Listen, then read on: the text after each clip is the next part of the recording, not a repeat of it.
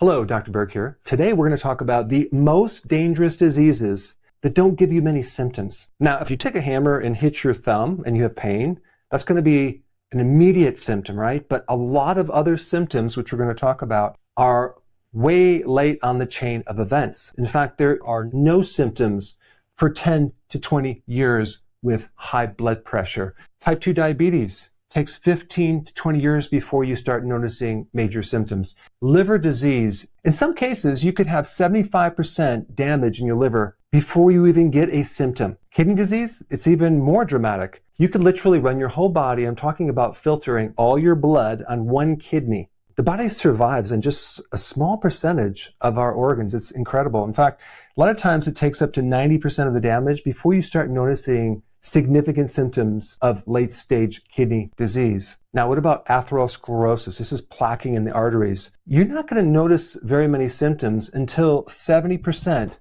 is blocked. There's so many people that go to the doctor and they find their arteries are really shut down, but they don't really have any symptom to know that that's happening.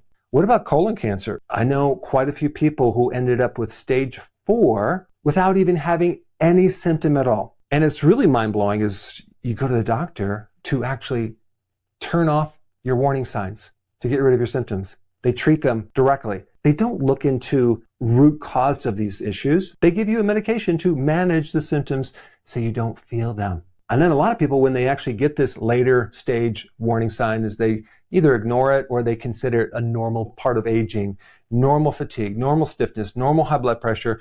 Because everyone is on a blood pressure medication, getting up throughout the night, urinating, normal belly fat, normal craving for sugar or frequent hunger. This next part is going to get really interesting. And then I'm going to go into 4 habits that can get at the root of a lot of these major problems that you might have. So let's get started and talk about what's really happening when we get type 2 diabetes or high blood pressure. There's actually a compensation going on. Part of your body doesn't have oxygen. The body is going to compensate by increasing the pressure to increase more volume of nutrition and oxygen to that part of the body. The best condition to talk about, to give you an example of that, is type 2 diabetes. Just take a look at this for a second. What is normal blood sugar? It should be about 80 milligrams per deciliter. 80 is 1 teaspoon of sugar for all of your blood. Explain something to me. The average person consumes way more than 1 teaspoon. But how could they possibly have normal blood sugar? There's a compensation going on, and that compensation is called insulin. Insulin acts as like a vacuum cleaner, and it sucks the sugar out as fast as you eat it, converting it to this thing right here for about 15 to 20 years. Until it becomes dysfunctional. And eventually it's going to become so toxic it could put holes in your arteries. So the body's going to raise insulin to clean all this sugar out to protect you. It's trying to help you. It pulls it out and it has to convert it into some storage as fat. Okay, so it goes into your belly, it goes into the organs, it goes into the liver. And this is going on for 15 to 20 years, okay? You're not going to notice too many symptoms other than belly fat, right? Maybe some fatigue, until one day your pancreas has had enough. And basically the cells in your pancreas start to get so tired they can't produce its insulin anymore. That's really what insulin resistance is. It's a total compensation for too much sugar that then leads to prediabetes and type 2 diabetes over time. Now let's go to liver for a second, because your liver is so robust. It's so tough. It can take a beating. You can literally remove 75% of your liver and grow back the rest in a relatively short period of time, within months. I mean, it's wild. I personally would not wait until you have a symptom with your liver or any other of these as well. Because if you wait until you get a stage 4 or 5 kidney disease and you need dialysis, chances are it's going to be really, really hard to recover from that. Especially when we deal with colon cancer, you might not notice too much until it's really kind of metastasized throughout the body. The best thing to do, again, is prevention. And I'm going to talk about 4 habits to keep you out of trouble. Let's shift down here to low vitamin D.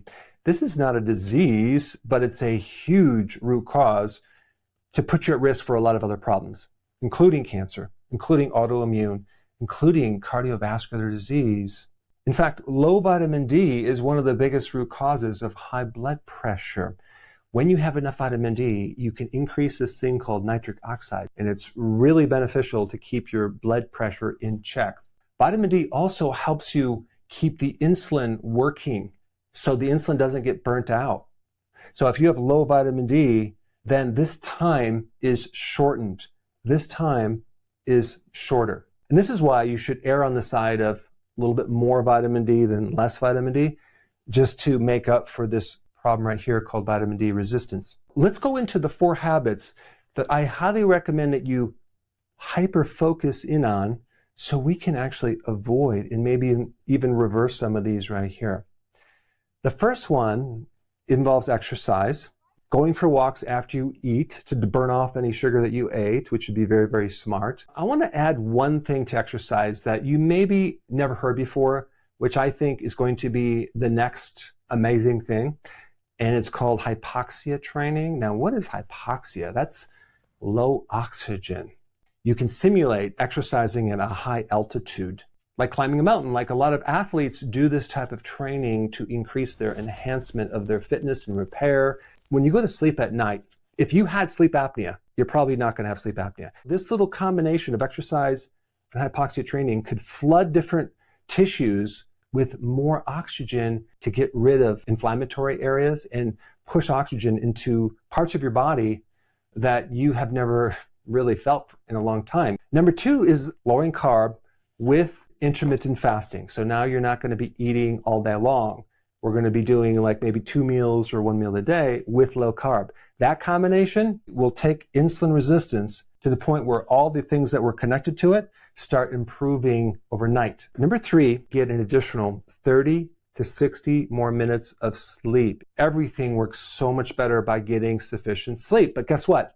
Number 1, that exercise with the hypoxia training will give you so much oxygen, it's going to help you sleep. Reducing the carbs and doing intermittent fasting will actually also help you sleep as well. And then number 4, being outside in the sun, in nature, walking through the woods is such an important therapy, because if you just contrast that to being inside all day and not going outside, you will feel a dramatic difference. Over 50% of the sun's rays are infrared, which is so therapeutic to build melatonin and help you sleep at night. Those are the 4 new habits I would highly recommend. They're the most important for reducing diseases and symptoms. Now let's talk about how to create your health with intermittent fasting and doing a low-carb diet. For that, you need to watch this video right now. Check it out. Hey, before you leave, I just wanted to give you a little quick history on some of the books that I wrote. This was one of the first books. It's called Dr. Berg Body Shapes. It was my attempt at writing about body types. What was very interesting about this book is I actually did all the images myself. Don't ask me why. They look actually not quite as professional as some of the images that I have in the new book. But anyway, this is my first attempt right here called Dr. Berg's Body Shape Diets. And then I wrote a book more extensive called The 7 Principles of Fat Burning. I don't even have a copy anymore, actually, because it's outdated. The next book, I put about 1,000 hours into this one right here called The New Body Type Guide. Major updates on the body types. I put a lot of energy into this. It has professional images, graphics, all sorts of things. Now, the problem with this book is it doesn't really describe what this is really about. Body types are only a small portion of what's in this book. And that's why I changed the name to the Healthy Keto Plan, okay? If you happen to have this book, you don't really need this book because there's some only very, very minor updates.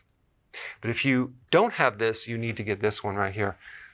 This book goes into every single detail that you would ever want to know about.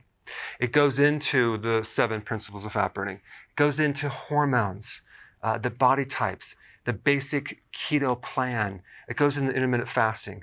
I talk about the 10 fat burning triggers and blockers and fat burning strategies, with a lot of details in every single chapter. I go into body issues that interfere with losing weight. There's very few people that just have a weight problem. They have a lot of body issues, whether it's sleeping problems, stress problems, inflammation, menopause. I cover that extensively in this book. Then I talk about how to get rid of stress, and I show you a technique. Then I get into exercising. And then I have a lot of really good recipes in this book as well. So this is a good reference guide. On my website, if you get this book, you get this one free. It's called Healthy Keto and Intermittent Fasting. This is the shortcut, quick guide to this book. And the reason I created this book is to have you, within 45 minutes, learn how to do keto, okay, in intermittent fasting, exactly what you need to do. Then you can fill in the blanks with this book right here. So right now I'm doing a special. If you get this book, you get this one totally free, or you can go to Amazon and get these individually. So I just want to clarify the difference between this book and this updated one right here. If you don't have this, you need to get this right here. That way you can get the exact correct information to do it healthily.